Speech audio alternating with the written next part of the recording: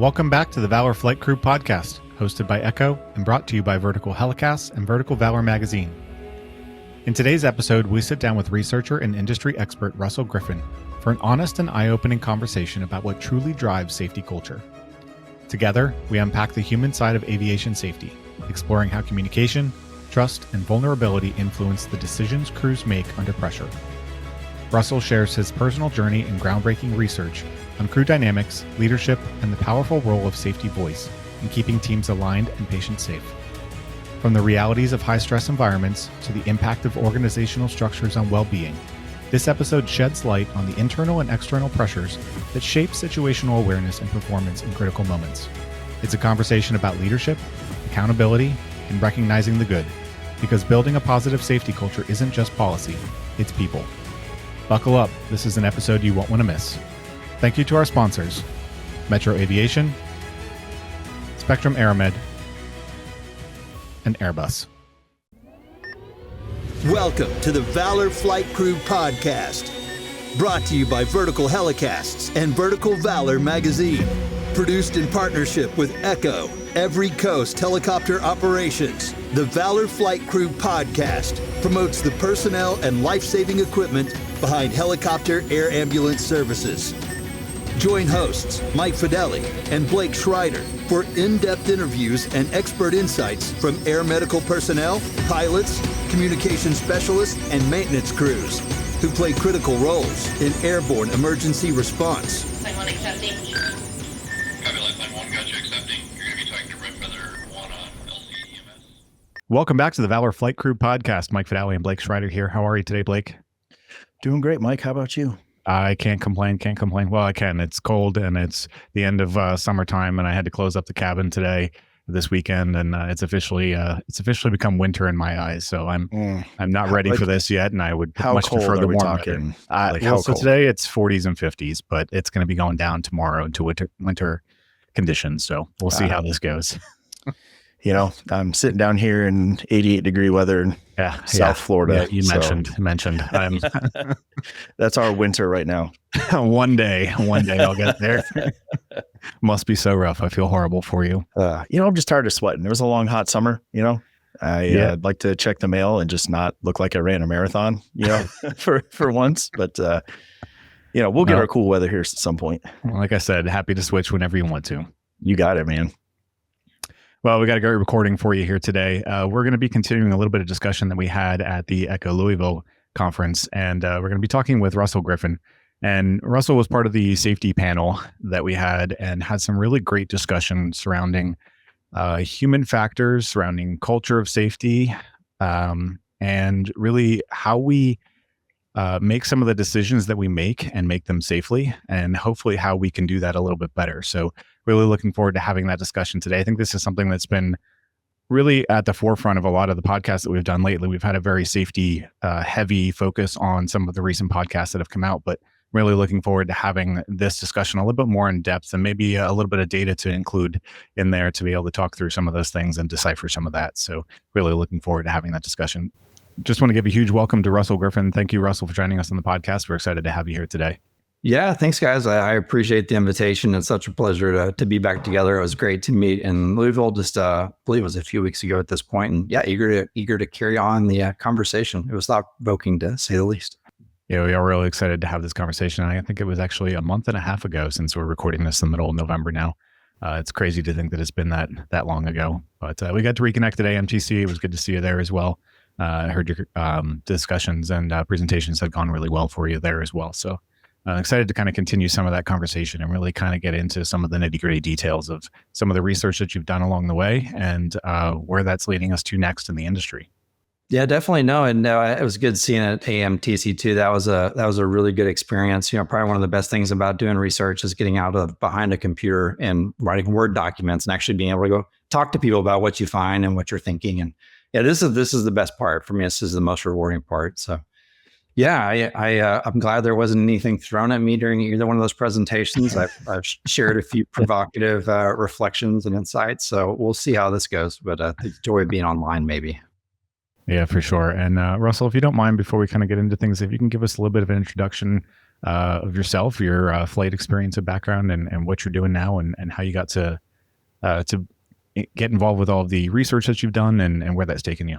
Absolutely. My pleasure. I'll try to give the, that abridged sort of summary. So I'll go back to like really young, and then we'll jump ahead pretty quick. So I found out, and this is going to sound, because we're all basically ADHD and dyslexic and dysgraphic anyways. Yeah. But I found out really young in school that I didn't have an attention span.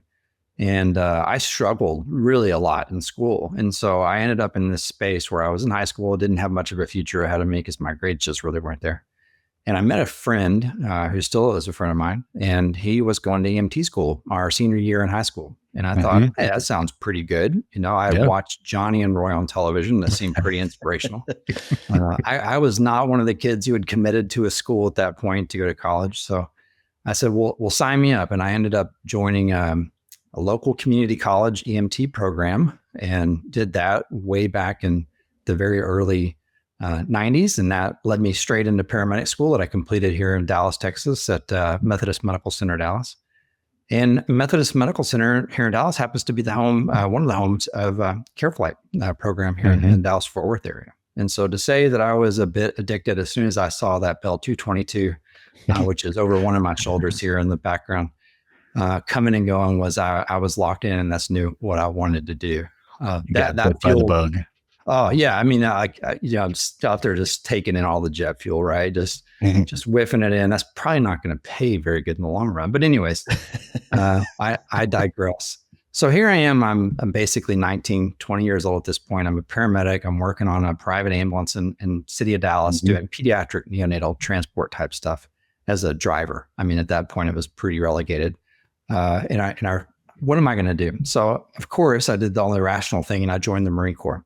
It made sense at the time. It absolutely did not make sense at the time. Yeah, but somebody said it would, and therefore you like, all right, sign me up. You're going to notice the trends in my life where there was moments I probably just needed to hug. And joining the Marine Corps was one of those, but it was great. It was the best experience for me. I signed up on a guaranteed contract to be an aviation crash fire rescue firefighter in the Marine Corps. And they shipped me off to San Diego, became a Marine, and then they sent me to, of all places, San Angelo, Texas, where I became a firefighter in the Marine Corps. And that fueled a few years of really fascinating sort of firsthand experience. After a couple of years, active duty, I came back home, and I find myself a very employable paramedic, but to become a firefighter, I had to actually retest in the state of Texas. And so that kind of led me further down the passion about how do I get back into this flying bug. Obviously, I had the aviation geek kind of rolling in me pretty hard then. And the stars just kind of started to align. And there in a period in the middle 90s and late 90s, I ended up landing 2 gigs. So I became a firefighter paramedic for a municipality here in Dallas Fort Worth. And at the same time, I started flying for a startup program that Omni Flight Helicopters, at the time called Omni Transport Systems, operated as North Texas Lifestar. Opened base in 1998, just north of Dallas Fort Worth. And that started my career as a flight paramedic. Continued that for a few years, and then ended up moving over to CareFlight here in Dallas Fort Worth. Nice. Program established back in 1979, pretty well known. And flew for that program for almost 17 years. So in total, it's about 20 years of riding around. You guys know this because you've met me. I'm really tall. I'm like 5'20". Yeah. Yes. It's I don't normally have to look up to too many people, but I still look up to you. Once again, like really wise career choices. And it's just, I don't know how I ended up crammed in the back of all these weird aircraft over the years, but I did. But I loved it and kept going to school, kept doing other stuff. And I ended up sadly developing radiculopathy and a finger and a hand. I went and got it investigated, had a C5, C6 disc rupture. Oh. And then about 5 years ago, right before the pandemic, I had a cervical fusion done. And that was enough for me to, if you will, medically retire.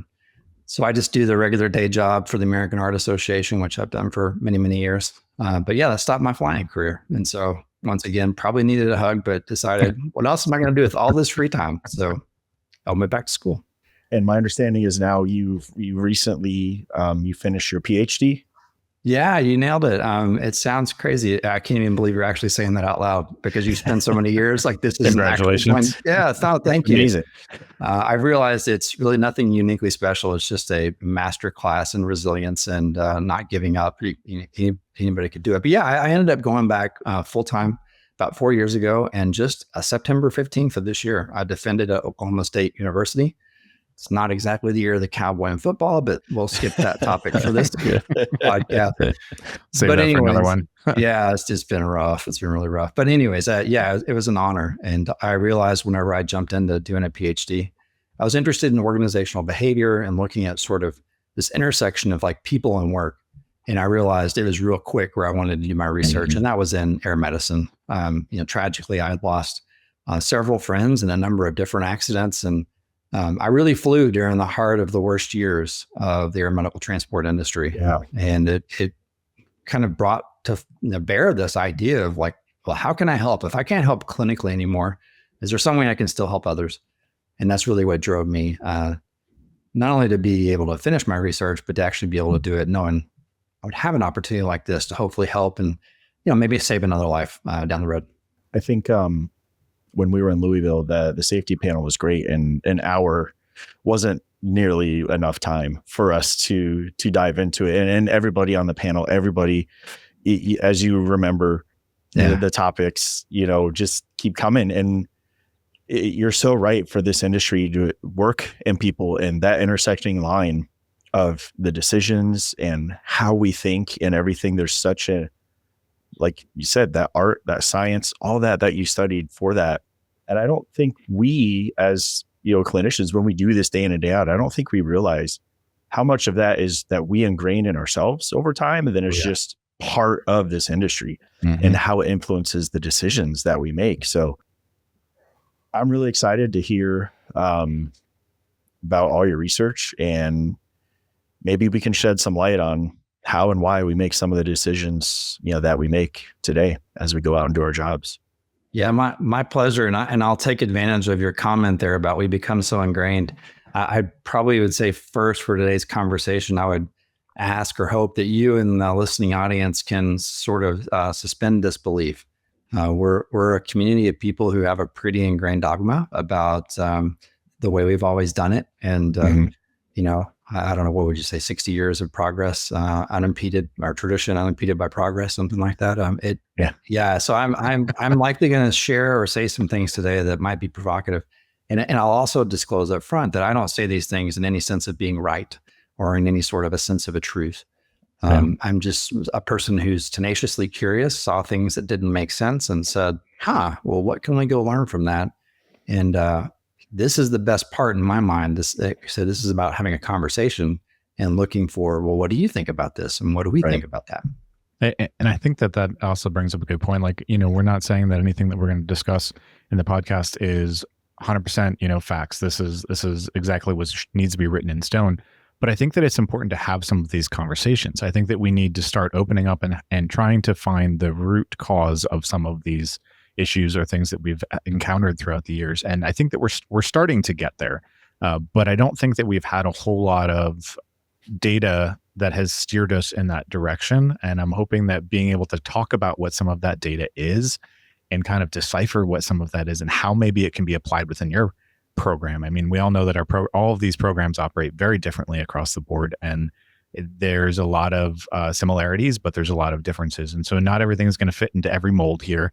But I think to be able to have some of these discussions and for people to be able to hopefully take that back to their program, adapt it to what is going to work best for them, and continue to make this industry safer and stronger. Yeah, amen. Otherwise, we're stuck drawing inferential sort of correlations, and people see things and they say, well, this is because of that. And that's absolutely like the worst thing that we can do. So if anything, I hope that my contribution here is by using some theoretically informed deductive research, actually following the core of social sciences, that we're able to shed more light or at least open a different conversation. It's much more than just making well, I saw this, so that means that. That's probably one of the most dangerous things that we could do. And it happens all the time. Yeah, it happens all the time. Yeah. Everyday life. For sure. I know you kind of alluded to it a little bit before as to why you're passionate about the research that you had done. But I was wondering if you can talk a little bit about an experience maybe from your career that maybe exemplifies either in a positive or a negative way what safety culture, like how it impacted you, your crew, your company, and how you move forward from that particular circumstance? Yeah, my pleasure. Safety culture is one of the most tricky things to sort of conceptualize and to talk about. It's a little bit like hugging a cloud. And so from a social sciences perspective, right, we have these very discipline type definitions of it. It's this sort of collection of attitudes and beliefs and norms. It's an extension of organizational culture. And so in many ways, it really is just that simple representation of how things get done around here in the sense of safety and safety behaviors. Sure. So I'll say in the years that I worked for two programs, we tragically had several accidents, and we actually had had two fatal accidents in two different programs. And whenever I look back on those, probably one of the things that stood out to me, a couple of very serious accidents. Of course, you've had previously on the show here, Rhett Drain is one of my very, very good friends. We worked in the program the same time that that accident happened with 4 Charlie Foxtrot. And I mean, you can't even wrap your head around that.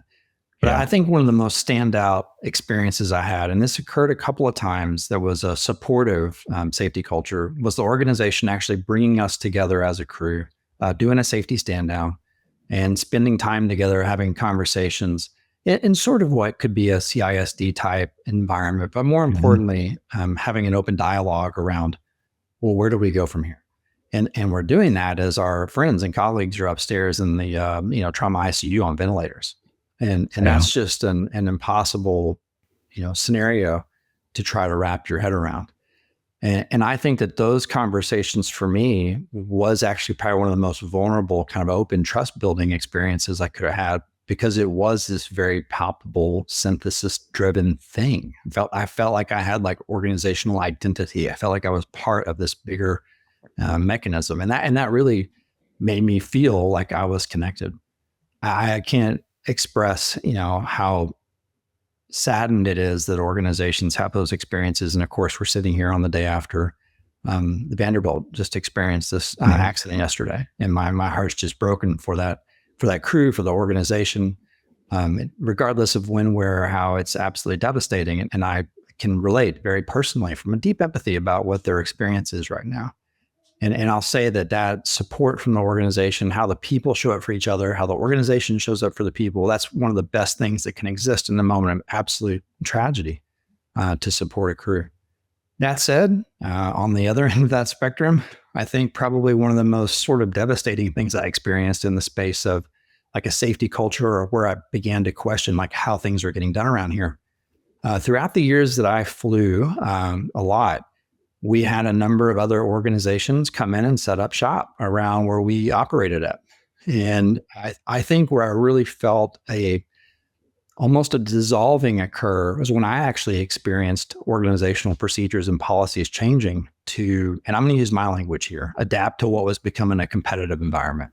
Right. Sure. And there were things that were like, it's nothing dangerous, right? I mean, we didn't do anything dangerous, but by no means worked for loving and caring organizations. But it was like, what are we doing here? Was the kind of stuff that came up.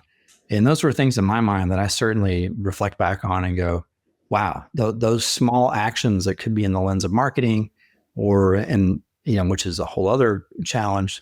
It really eroded several times in my career, this experience I was having with this big abstract thing called organizational safety culture. Thank you to our sponsor, Metro Aviation. Metro Aviation, the world's largest family-owned air medical operator, offers comprehensive aircraft services with 140 plus aircraft in over 25 states. The Completion Center installs medical and law enforcement kits and avionics, serving diverse aviation needs including offshore, utility, VIP, and corporate sectors. When we talk about safety culture, I feel, or I think that a lot of times people have an idea and they're like, we have a great safety culture. Mm-hmm. But sometimes that's the thought, right? And I think that with organizations that are out there, there's a lot of places that just check a box, right? They meet a minimum requirement or something out there that says, in order to operate a program safely, you must have X, Y, and Z. So with all good intentions, organizations, companies acquire X, Y, and Z, right? And you go on about your business and you do the things, right? But until an incident, anything, something can happen, any type of safety event. But the problem that I feel or seen, and I would really love to hear your feedback on this, Russell, is about it's so much more than just checking the box and making sure that hey, we did it. This says that we are safe. But there's so much more that's built into that. And not even just from a crew level, but a leadership management level. How do you go about maintaining how you define or really grow that safety culture, whether it be positive or negatives? Like, how do you learn from those, and how do you truly make it that well-rounded safety culture? And besides just checking the box, how do you get that really involved to say, we have a robust safety culture at this organization? No, it's a great question. I'm glad you asked. And, I'm actually going to flip the microphone, if you will. I'd like to ask you both a question in response. I promise I'll bring this full circle. The first thing is that in social sciences, we like to give things, we're jealous, if you will, of the hard sciences, right? A pound is a pound, a kilo is a kilo, a mile is a mile. Right. Those measurements are constant. Right. But when you're trying to measure human behavior or human intention or even human beliefs, we have to use these things like scales or question sets, right? Unless we're not doing direct observation or experimental research. And so if you look at like safety culture definitions, it is this big, monstrous thing that includes things like communication. It's going to include things like formal safety systems, informal safety systems, sets of beliefs. And those, to your point, are many times just the presence of something. But one of the big takeaways, I hope, is the presence or absence of something doesn't mean that the opposite is true. So in an organization, just because they have a presence of a good communication culture as a subset of a safety culture, doesn't necessarily mean that people are reporting things. It's like, that's interesting. Well, how do we get there? So one of my favorite questions anytime the safety culture question comes up is, how do you know? I mean, like, I'm honestly curious, in your organizations, how do you know that your organization is safe? Like, what are the ways that, this isn't a trick question, I promise you, but when you reflect on your organization, you're thinking about the organizational identity, right? We're not talking about your career. We're actually looking at like the organization level. Right. How would you describe knowing I work for a safe organization? We have a safe culture. Yeah. So I think that's a tough one to answer because it's such a complex. It is. It's such a complex, in my head, like, it's all those wheels spinning, like trying to put together all the pieces, because I feel very safe at the organization that I fly at. And I have zero qualms about getting on the aircraft with any one of my pilots. I think that they are absolutely phenomenal and a masters at their craft, for sure. And I also feel that way about my partners and their ability to contribute to the team. But I think it's one, the open communication. It's that I don't feel as though I don't ever have a voice when it comes to my crew. I feel as though I can always speak up. I feel as though when I do speak up, that information that I'm trying to convey is heard, and that we as a crew make the best decision in that particular circumstance. And so it's not, for me, a positive safety culture is not all the fancy tools. It's not the flying IFR. It's not all the crazy instruments. It's not having pulse lights on the aircraft. It's not all of those things. It's how we as a crew tackle each of those difficult situations whenever they come up. And I can truly say that in my opinion, I feel very comfortable doing that with any one of my crew members, whether that be, pilot, another nurse, medic, mechanics, or comm specs. I feel as though I have that relationship to be able to have that open and honest conversation.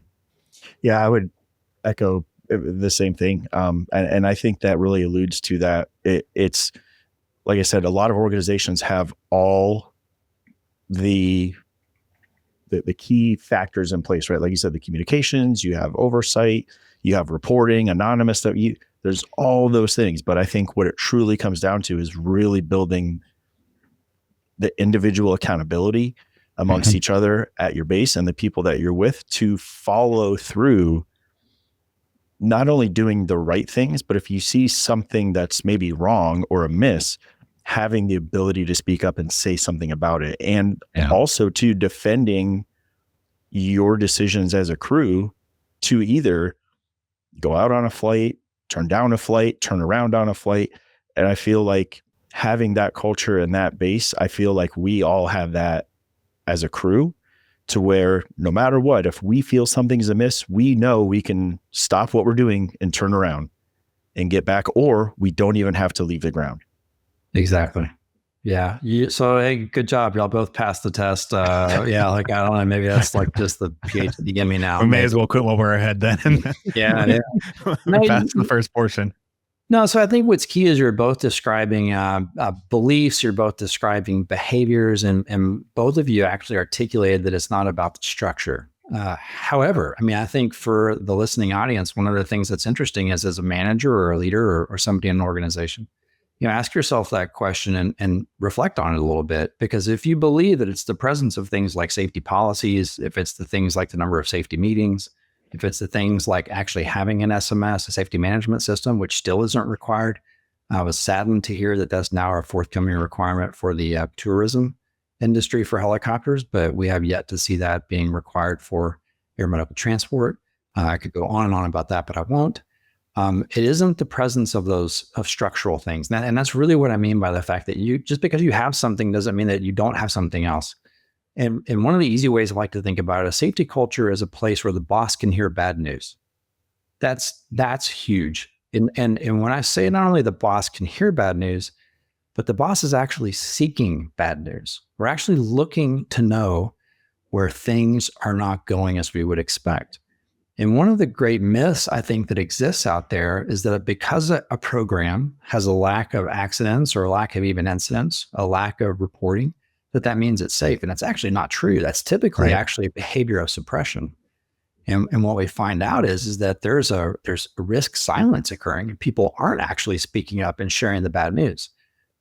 You still might have people who believe that they are safe within their particular units, but you run into this scenario where we find out that you have a big organizational culture, but when you drill down to the unit-based or the team-based level, if you don't have the presence of leadership out there, if we don't have people talking about the doctrine of safety, if we don't actually have folks in there having a conversation and exhibiting these behaviors firsthand, it just simply doesn't exist. And, it is one of those just truly difficult things, I believe, to implement when we look at how our systems are dispersed in this industry, right? We have bases that are remote, not easily accessible. And sadly, as part of my research, very early on, I did quite a bit of investigation into things that contributed to near miss and close call reporting. And part of that was actually conducting telephone Zoom interviews, if you will, with candidates who were interested in not only completing the online survey, but joining me online.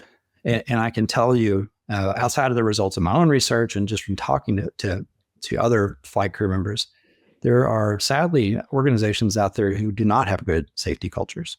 And, I hope that those are the people who are listening to this podcast and engaging and looking for help. And that was probably one of the toughest things I've ever done, was actually talking to the crew members who do work for organizations where they have felt threats and where they're not capable of speaking up. And it made me really realize, wow, I mean, this is big, because to be open, there are operators out there who are not even checking the boxes. I mean, that's quite literal. It's very, very frightening. It really is. I think we all like to tote that whole, that we have a positive safety culture. And I think that as an industry, I think that we're getting better. You have seen, I'm sure in your day, quite the transition from where it used to be starting in the late 90s, transitioning through the early 2000s, having the major blow up, in the 2010s, with all the incidents within the industry, and then starting to see this, like we're on the other side of that curve, right? Or at least I hope that we're on the other side of that curve and staying on that downside. But I'm sure that you've seen quite that transition. And, I'm curious as how you've seen that evolve within your own programs over the years that have really like made that, like, what was there really a turning point for you? Or was it just something that like at one day everybody woke up and we're like, we can't keep doing this anymore? Like what was that transition like for you in your career, and how did that impact, how you did your everyday work? Yeah, it's interesting. There was a point, and I don't remember the exact year. It was 2006, 2007. The nice thing about getting old is you start forgetting things, but then you don't remember that you've forgotten them. So, you've come back to this joyful realization that you're happy. But there was a point in time, and like I said, 2006, 2007, that era where your odds of being killed in an air medical accident in the U.S. were greater than being killed in a helicopter accident in Afghanistan in the active combat zone. Yeah. And the industry at that point was just wrapping its head around how do we continue to do this? And all accidents are horrendous. But one of the things that we certainly saw was the factors that were contributing to these accidents were just absolutely, you want to move into this blame game. And one of the things hopefully we get a chance to talk about is absolutely stop blaming. We got to get out of this tip of the spear mentality. It is devastating to me as a social scientist that we talk about human behavior in this way. But anyways, I think a lot of it was that real turn when we started to realize, we were literally killing crew members. It was almost like on a monthly basis. And you look up and our programs are involved in some of that. And you sit there and you think, we have to do something different. At the time, what's interesting is we were doing a lot of the structural elements. We were already doing CRM. Randy Maines and his program have been around and we're going around. MRAM was starting to come up. We had some of those, the zero pressure initiative, and, other sort of key things starting to come up.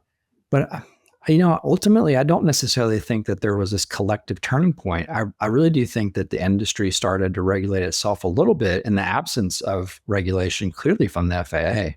And in fact, I love to see the NTSB still continuing to call out the FAA, even as links to probable cause in accidents because of their, failure to step in on some of these situations. But many of it has been, I think, crew regulated.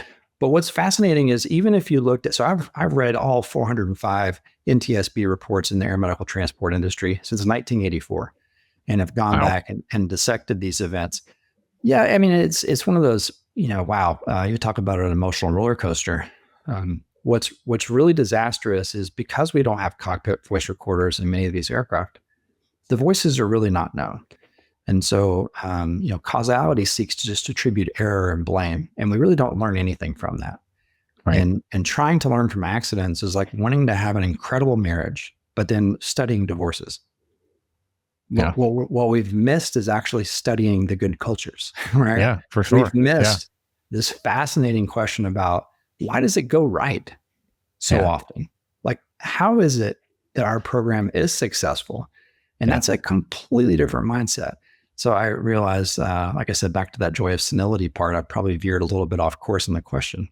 But one of the things that has happened undeniably in the last 10 years, the absolute proportion of accidents and fatalities attributed to accidents has decreased compared to the 10 years prior, right? So if you do 2005 to 2014, 2015 to 2025, proportionally, the number of accidents and the number of fatalities has decreased.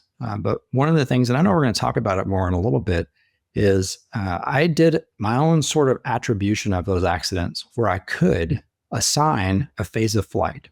And I looked to figure out if the accident occurred during a responding phase or a transporting phase, or if during another phase, like reposition, return to base, or some sort of error.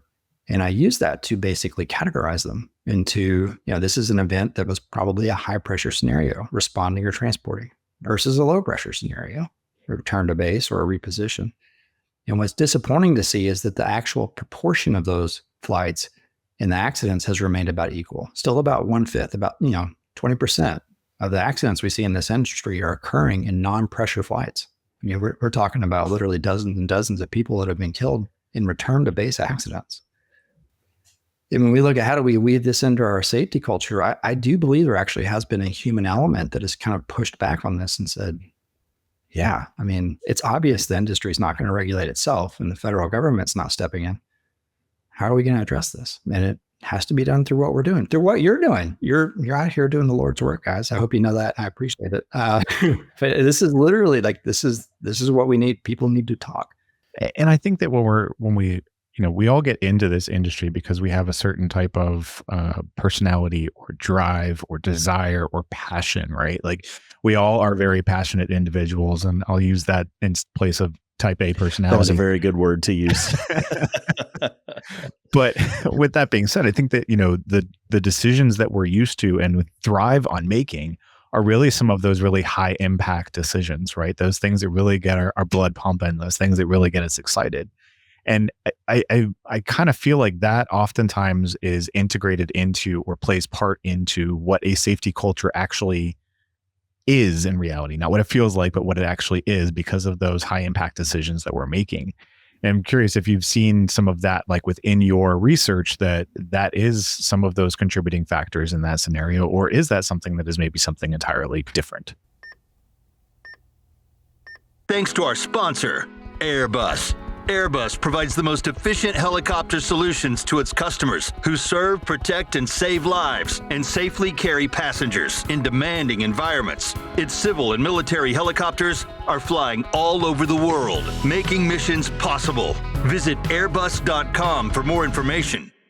Oh, it's a great question. I love it. See, this is the part that gets me all excited because you're opening up the mind, right? You're opening up the possibility. It's not why, but what. And when you start asking questions about what, where, when, you're basically pulling back onion layers to a place that you've never been before. And I'll answer the question. I promise. I won't go off course here. But as children, we're predisposed to the dangers of the question of why, right? So why did you do this? Why did you do that? And it automatically puts up these sort of psychological barriers. But where you're going there, I think, is important because it is why I actually pursued some of my research interests. I felt like there were other factors that were involved because we when we talk about safety, we come at it from this case of like, we're all rational people showing up to work and we're all healthy and happy and none of us have these issues that exist outside of work, right? Yep, absolutely. 100%. Totally normal. I mean, this is like the biggest collection of normal people I've ever seen in my life. Also, right. Correct. And then we, and then we bound it inside of these conditions of like, oh, well, pilots have this attribute and medical crew have this attribute. Yeah. And then we sit back and we watch things happening and we're like, well, that doesn't make any sense. Like, what were they thinking? Like, how did they, I'm like, are you kidding me? Like these are the same people who have, personal problem. They're a composition of their life and their experiences. And now we might put on a uniform, but realistically, there's so many other factors, things like social norms, things like self-efficacy, belief in our own ability to be able to do things, voice efficacy, belief in our own ability to speak up, risk aversion, right? How tolerant are we to actually taking risks? And when we start looking at those social dynamics, the reality of it is we're just people. We're just human beings. And I'll even press that a little further on the human factors work. The human factors work is incredible, but it's even more complicated in the safety culture because you're really looking at the interaction between humans and systems. When you break down the social sciences and where sort of my research is at, it is the more this behaviors and beliefs and social norms aspects that shape the people and how the people interact with the culture and the culture and affects the people. And what we find out is we can put in all these other structural elements, but at the end of the day, if we don't address the factors, things like, how do I know that you and I have a strong bond as a crew? What have we actually done? Like, has the organization helped us form that? Or are we just rotating in people, sticking them in aircraft in a configuration and going, well, you're qualified to fly, you're qualified to, take care of patients, and now you're a crew. Are you kidding me? Like, wow. I mean, it really is kind of one of those letdowns. Yeah. So what I think the simple answer to the question is, and it's a very important question, is what are the other factors that are shaping the relationships that we have? Because how we get to those sort of high risk or, high consequence decisions are going to come through those social norms. It's going to come through our own personal sets of beliefs and how we make decisions, which whenever those things get shortcutted, we use things called heuristics, right? That's short heuristics is going to be a shortcut. And that is jaded with all sorts of biases and all sorts of other stuff that usually send us down a path of like not good decision making. Yeah. But if we don't talk about that ahead of time, it's just kind of like a fruit salad of just emotions and all sorts of other stuff that I wish we could all marshal away, but we can't. Ever since I started in this industry, and I think even when I finished high school, I didn't know what I wanted to do. I had no idea. And, I kind of stumbled into this field and here I am 20 years later flying. But when you talk about the human factor and we're performing within a system, right? So we're performing and doing these tasks. so much of our daily life is scripted or regimented. We have checklists. We have to come in and review charts, right? I have to make sure everything is set. There's a lot of things that are really scripted.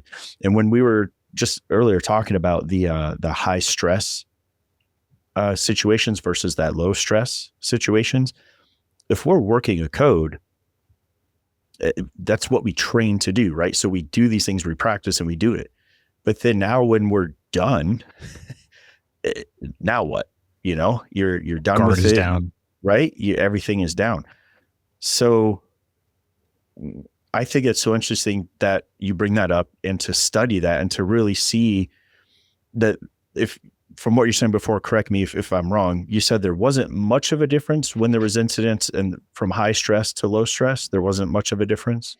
Yeah, the absolute proportion of them remain constant. So Okay. about 20%. So, using this sort of analysis of, was it a high? So I'm just using, the pressure to fly element, right? I'm responding or I'm transporting. That's a high pressure incident. Right. That still remained about 20% of our fatal accidents are attributed to low pressure incidents, return to base or repositioning. I wonder, I guess my question really is as humans, are we fatigued? Like over time where we train and we practice, we're regimented, we do all these things and we perform in that high stress, high acuity moment. We have adrenaline dumps. We're running on all these body systems to keep us focused and stay sharp. And then when that is over and that dust settles, I'm curious because I as we're talking about this, I tried to think back on those dead legs back to base after an incredibly challenging call. Where's my mind at? Yeah.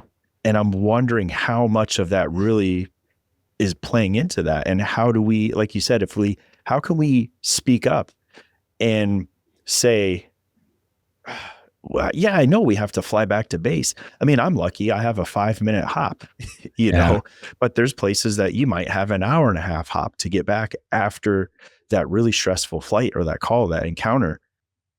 And if you're not on your game, how much of that are we allowed to speak up? I mean, the answer is yes, we are. There's a lot of systems in place, but do people feel supported? Is that something that you've come across in your research? Like, as really seeing that, is that something that plays into the decisions that we make? Yeah, absolutely. So it's a couple different layers to that. And the fun thing about humans is we're really complicated. The bad thing about humans is we're really complicated. So yes, I mean, I think there's really good research, actually theorizing research that was done many years ago by another social scientist by the name of Carl Weck. And he theorized what was called this collapse of sense making in organizations. And it was based on the Man Gulch fire in 1949 in Missoula, Montana. And I'll tell a very brief anecdote story that I think really represents this. So it's a story about 16 fire jumpers who jumped into a wildland firefighting situation. There was actually one firefighter on the ground and the other 15 jumped in. But shortly after landing, these are all seasoned smoke jumpers who were, coming in to fight this fire. And after they got on the ground, there was a lightning strike and the fire conditions changed dramatically. Now, what's interesting is there was a foreman on this crew who was in charge, and this was a kind of regimented, if you will, paramilitaristic approach.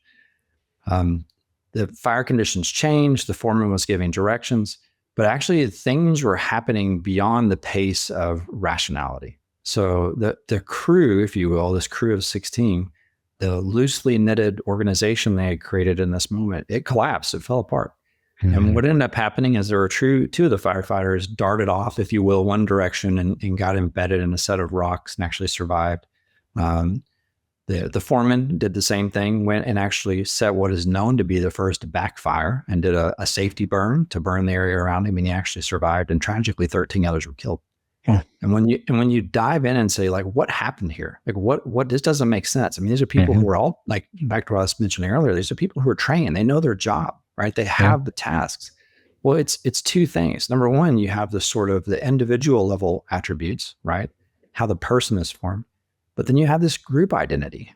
And what we end up seeing is that it's very difficult for us to have in these scenarios, particularly in a world that has a lot of hubris, right? A lot of excessive pride, for us to be vulnerable.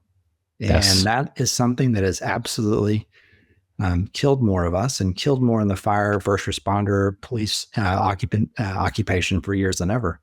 And what it really drills down to is something called role identity. We begin to frame and build an identity of who we are as people once we put on that uniform. And role identity is one of the greatest threats to our survival. In that scenario, Carl Weck referred to the firefighters as firefighters, not fire evaders.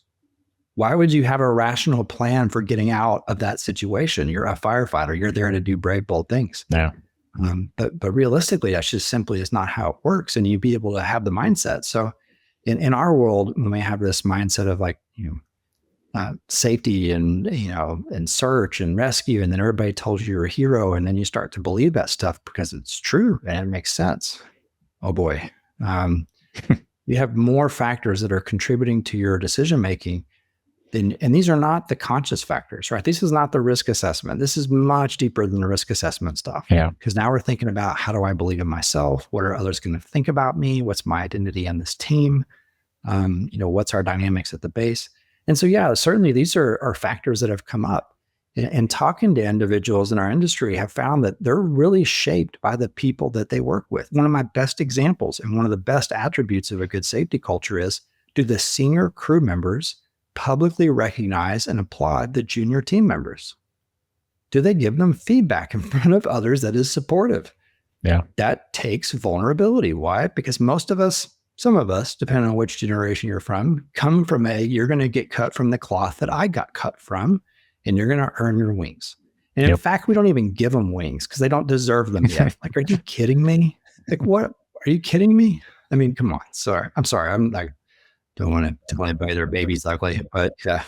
But words matter, right? At the end of the day, and that's just where, like, that takes us back to the discussion that we had a couple of weeks ago with Jack Shanley, and talking about how we're not calling them missions anymore. Like, we're talking about what goes into more of the risk assessments, right?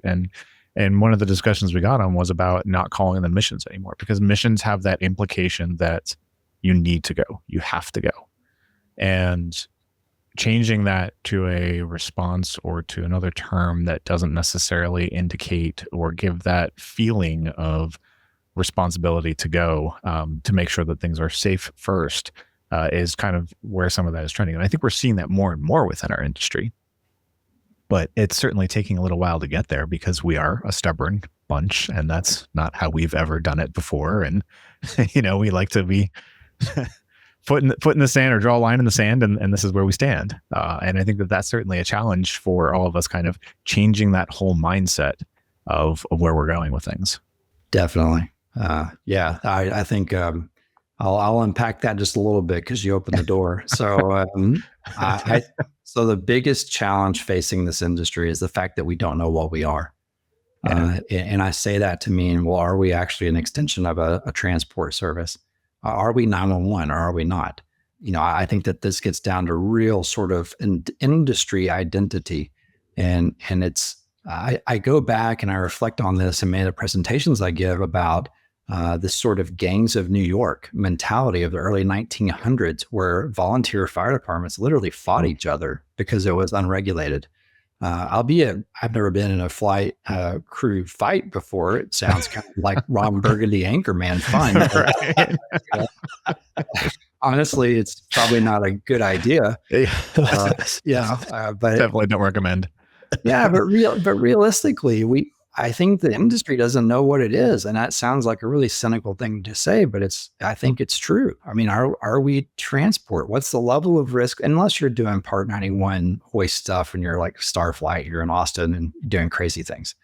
If we're under a 135 certificate, that level of expectation of performance and safety should be just as good. I'm going to put my kids inside of that aircraft and have with all certainty they're going to get to their destination.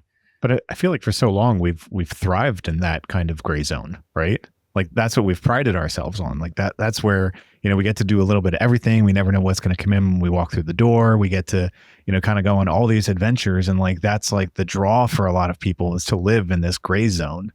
And I think it's very hard for us to, when somebody sits down and says, no, you need to make a choice. I don't think we know what we want to choose right now. No. Yeah. And I think that we're happy being in that gray zone. Yeah, I think absolutely. that we're happy having that variety and that ability to do a little bit of everything. Jack of all trades, master of none, right? Amen. Yeah, perfectly said. I'm just so glad that there are people like you that are out there looking into all the research behind this. I don't know. I have a feeling some of our colleagues might not feel that way because I've definitely, I've found like I said, I've learned in life that it's not the sense of your logic, it's the depth of your conviction that matters. And it is the sense of your logic that matters in the long run. But I've found that you can typically categorize human behavior, and this is not like as a PhD in social sciences, it's just Russell's life of having adult children, is that most people see the light or they feel the heat. And almost all human behavior is driven by those two things. So, I hope people can be inspired by some of the research I've done and the conversations I hope to have and open up and provoke, but I also hope it upsets some people. I hope that they feel like their identity is being challenged, not because I'm not intending to be right. I have no motive. I literally have no motive to be right. What I'm interested in is having the conversation. Yeah, and for sure. Opening the dialogue. That's what I'm interested in. And I think that that's some of the ways that we can grow both as an industry, but also as friends and trying to just find what's the common ground we can build on. I think that when we talk about having this open dialogue, sometimes that I'm all for it. I love talking about things. I love talking about things that maybe aren't as popular, because how else are we going to know, or how else are we going to learn? Like you said, you either see the light or you feel the heat. Yeah. Which one are you? And how do you respond to that? And the most cliche, you don't know what you don't know, Yeah. Type saying, but how else are we going to make ourselves safer? And how would we do that if we can't speak up? It doesn't make it right, wrong, indifferent, anything other than, like you said, just having that dialogue. And maybe by having that dialogue, do we make a difference? Do we bring into realm of changing something just by having that dialogue? What's your take on that? Your research on, if you are willing to speak up, we have this dialogue and we have that, and you feel supported. Are we making changes? Are we making good, bad, and different changes when we have that? Thank you to our sponsor, Spectrum Aeromed. Spectrum Aeromed is your trusted partner in aeromedical solutions. Experience safety and innovation with their customized interiors, designed for both rotor and fixed-wing aircraft. Elevate your patient care with Spectrum Aeromed. For more information, visit spectrum-aeromed.com. Yeah, absolutely. I mean, undeniably. I mean, if you think about communication, it's our social capital. It really is what allows us to be able to have influence over outcomes and situations, and not over people, right? Over outcomes and situations. And what we do know is, in kind of going back to the safety culture part earlier, unequivocally, my research shows this, and it's very common. When individuals work for organizations where they feel supported, they are more willing to speak up. And that's huge. I mean, Absolutely. We want to be able to enter inside of a safety conversation. One of the most fascinating sort of quagmires about that is we can look at that we just call it a direct relationship. The direct relationship between safety culture and safety voice is hopefully going to be positive, meaning when it goes up, it goes up. What's interesting is it happens to happen on the other end of the spectrum too. So we actually need to have things like deference of expertise. If our managers and supervisors aren't proactively asking crew members and the people on the street, you're closest to the work, what's the dumbest thing that we're doing here that's inhibiting the quality of it? If they're not asking you that question, it's a unilateral expectation, right? If they're not out asking you, we see this problem. We don't understand how to curb it. How would you do it? Because you're closest to the work. Yeah. And this conversation must go two ways. And that's really, it's less about the ability to be able to speak up. It's about the ability to actually carry the dialogue. And if, frankly, administration is stuck in the ivory tower, and if we only hear about them through these sort of bureaucratic processes, or even worse, through safety enforcement and safety theater, that's the most dangerous thing, then it really just inhibits the conversation. I'm looking for the organization who will take a flight turn down, right? Let's say you do a safety stand down, if crew fatigue, pick whatever it is, and they actually recognize the crew and they share that story within the organization as a best practice. That's a conversation, right? For sure. That's where we're saying, help us understand, like, what was the circumstances? How did we get here? What can we do differently? How can we make that better for others in the organization? We consider that to be a restorative safety culture. That's part of the just culture extension, if you will, but it's actually intending to go, I don't know about you all, but I don't know many people who would be super comfortable about having their turndowns broadcasted in front of the organization. Maybe they would, maybe they wouldn't. That's a question for how they work in their organization. Sure. But I want to work for the organization who goes, let's talk about these things and let's make sure others hear. So that way, maybe we avert one of these decisions on these kind of jinky weather days or scenarios where maybe they're too tired and we are actually better for it. We recently talked to Dave Weber. That was also at Echo. He did the keynote, and he brought up something when we briefly were talking about just culture. He said we should term it trust culture. You know, have your admin, your leadership, your managers trust that, yeah, we need to ask this question. I think sometimes people don't ask because they already know the answer and they don't want to hear the truth. Yeah. And I think that's hard because you just keep doing the same thing over and over again and expecting a different result, which doesn't happen. But I do think there are a lot of factors that go into that, Blake, and kind of to take it back a little bit more, you know, and where I think some of the things that we've kind of been skirting around is that, you know, we're going into this with the assumption that everyone has the same voice. Everyone feels that they have the same voice, right? And even if they absolutely do, I think that there are still those personal factors that make us feel as though we don't. I look back in my career and, you know, I used to think I was so worried about what I was saying and how it was going to make somebody feel, how if it was going to, you know, make them mad or if it was going to upset them or disappoint them or what have you. I was so afraid how it was going to sound for somebody else. And as I've become, we'll use the experienced in my career and have gotten a little bit older, I find that my filter for saying things has quickly dwindled, and I don't mind having those difficult conversations anymore. And what I've learned is that it's not about what you're having the conversation about, but it's the words that you're using within that conversation, within that context. Like, obviously there's a lot more to like dive deep into this. And I think that that's part of where, you know, this whole conversation obviously ends up going at some point. But then to bring it back to, you know, to you, Russell, and to some of the research that you've done, you've kind of mentioned a little bit or teased about a safety voice. But, you know, can we actually, for our listeners out there, define what that safety voice is? And like, how do these factors that we're talking about really either promote or inhibit our willingness to speak up or our ability to speak up in those situations? Yeah, my pleasure. And thanks for sharing that, because I think it's key that you just heard the evolution of your own safety voice journey. Oh, yeah. And that really ties back to the sort of social norms. At the end of the day, that's how people work. So you're representative in a very good way of being normal. So congratulations. I don't know if anybody's ever given that before. But nope, never heard those words. So, no one has ever accused me of that in the past. No, you gotta start somewhere. So definitely, I think the first thing when we look at, employee voice in the sort of academic management or organizational behavior literature has been this capacity for employees to be able to speak up and speak out in organizations. And that's traditionally been divided into two categories. We're going to speak up about suggestions or improvements, or we're going to speak up with sort of like problems and challenges. Well, we realized in the sort of safety science world over the last really 20 years, and it's gotten focused in the last 10 years, that there's a specific voice type that occurs in safety sensitive environments where the risk of harm is significant. And so you can basically break those into a dichotomy. We have things called promotive safety voice, and that's the folks, and that's the time that we speak up and say, hey, if we did this instead of that, if we added this procedure, if we removed this thing, if we did whatever, it's supportive, it's promotive in general. The prohibitive safety voice is when we speak up with concerns and inhibition. And that's the one that gets us really in trouble. And that's the one where we see a lot of this kind of shape-shifting dynamics. And we see a lot of these other, because everybody likes the promotive voice, like promotive safety voice. They're like, hey, we can do this better.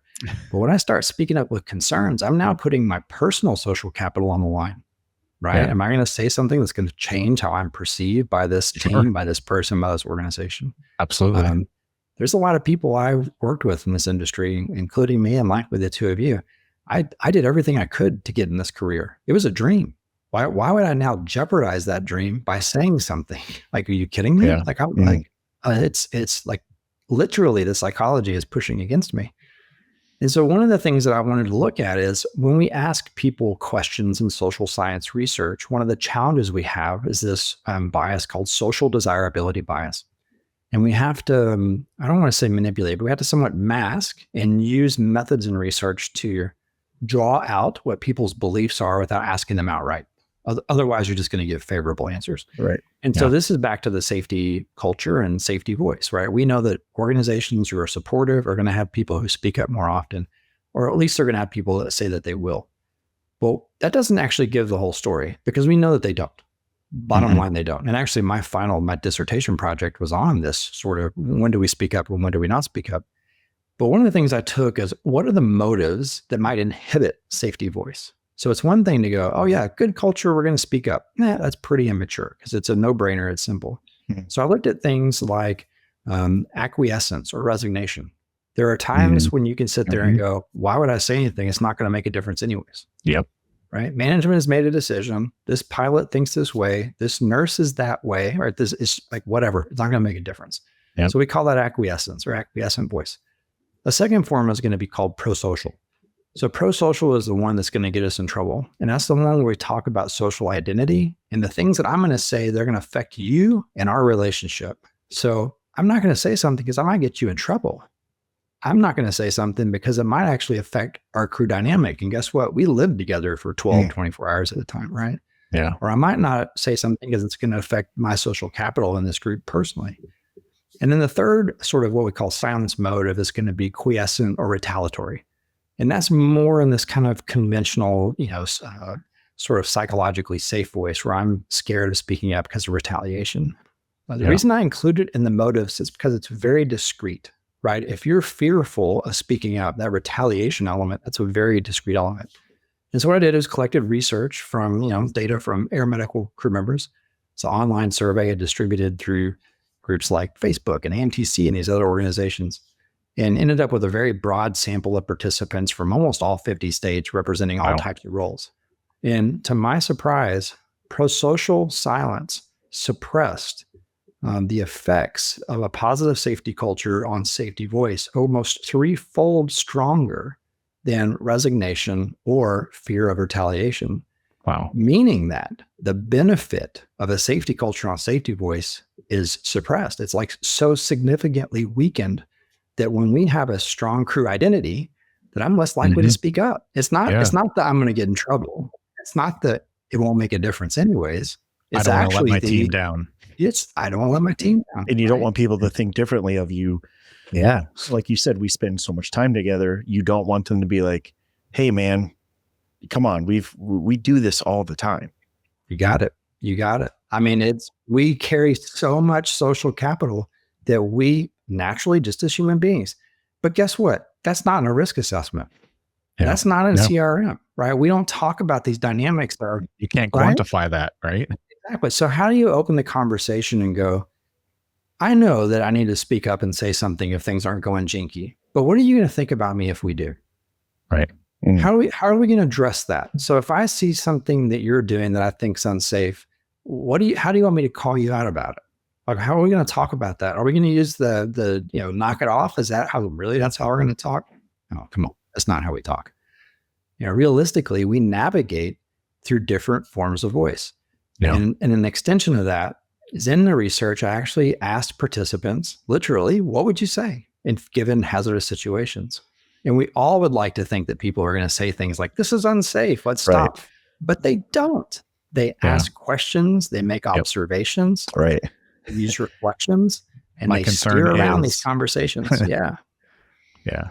I wonder, man, that my brain is just like thriving right now, just thinking about like how we like put that in the brief, right? Like the daily brief to say, hey, how do you want me to call me up my bullshit? Right. Like not only are we going to say, because we checked the box, right? If it's the same thing in the brief every day, right?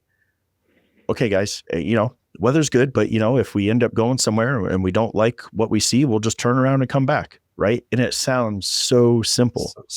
But what if you took it that extra step? And if you were leading the brief and said, okay, if I am pushing us, or we are all heading in this direction, and I am the one that still thinks we should go, how are you going to address that with me? Man, I think that would be an incredible topic. Yeah. And then you take it this step further, then how are you going to treat me, or how am I going to be perceived at that point? What are you going to think of me? It's opening up sort of the two most important elements in human relationships. And one of the things we can ask ourselves is, how do we build that? You reflect on your own personal relationships at home or with your coworkers. What makes us good, right? And when we look at what makes us good, it's things like depositing in the space of vulnerability and trust. And you really can't build one without the other. Mm-hmm. And so as humans, we typically make these kind of small deposits, right? So it's vulnerable to share some information, and I'm going to watch how you react to that. And I'm going to build some sort of measure of trust. And we do this over time, and we build those social bonds. But we can actually do things that are going to open that door. Mm-hmm. And I think, and we talked about it very briefly earlier, I think one of the things that we sadly lack is we do a wonderful amount of human patient simulation as clinicians, and we do mock codes, and we do team training and RSIs and all this sort of stuff. We know the pilots are doing check rides, and if you're fortunate enough to work for an organization who has access to a simulator, they're doing simulator work. But we don't do, we all go to CRM, right? We go to AMRAM, pick your training. But what we don't do is simulation as a crew. We don't sit there and have this conversation, right? Yeah. We don't actually put the crew into a double IMC situation and say, what are you going to say to each other? Yeah. Because it's not going to be, this is dangerous, we should stop and land. There might be a few more expletives in there. Right. Yeah.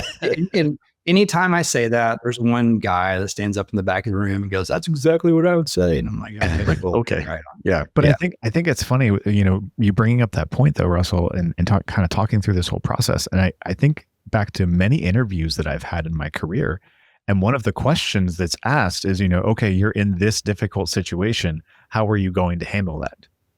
Well, one, I haven't had any formal training on how to handle this. So I'm just going to make it up as I go along. And I think very much anecdotally, it's been what kind of experience I have in my career to that point, dealing with difficult situations along the way. But I've never practiced that. I've never had that conversation with my crew. I've never trained with my crew of how to figure that out in that situation. Because I still think that it's something that's very, very prevalent today. I think back to, a lot of the new clinicians that I have that I'm training on a regular basis, and now they're off orientation, and try to do a mentorship with them a little bit further on. And one of the things that always comes up is I ran into this difficult situation and I wasn't sure how to bring it up and talk about it. Like that is a classic conversation that is had. And it hasn't always been, it hasn't been a safety thing with flight, but it could be a patient safety thing. It could be a process improvement thing within the organization. Like they just don't know how to be able to have those conversations and bring it up. And I think you're absolutely right. I love where you're going with that. Like, but it seems, most of us are probably going to like gawk at it. Like if you come into work today and the three of us working together, like, okay, we're going to go through an exercise on how to handle the situation. In probably most companies, we're all going to sit here and be like, are you kidding me? Kidding me? Right. Yeah. No. Right. But like, it is an essential skill that we need to be able to have and to know how you're going to handle that situation. Thanks for joining us for this episode of the Valor Flight Crew podcast. Don't forget to like and subscribe to hear more stories that promote the personnel and equipment behind the missions in public safety aviation. Lastly, stand by for a message from our sponsors. Thanks to our sponsor, Airbus. Airbus provides the most efficient helicopter solutions to its customers who serve, protect, and save lives and safely carry passengers in demanding environments. Its civil and military helicopters are flying all over the world, making missions possible. Visit airbus.com for more information. Thank you to our sponsor, Metro Aviation.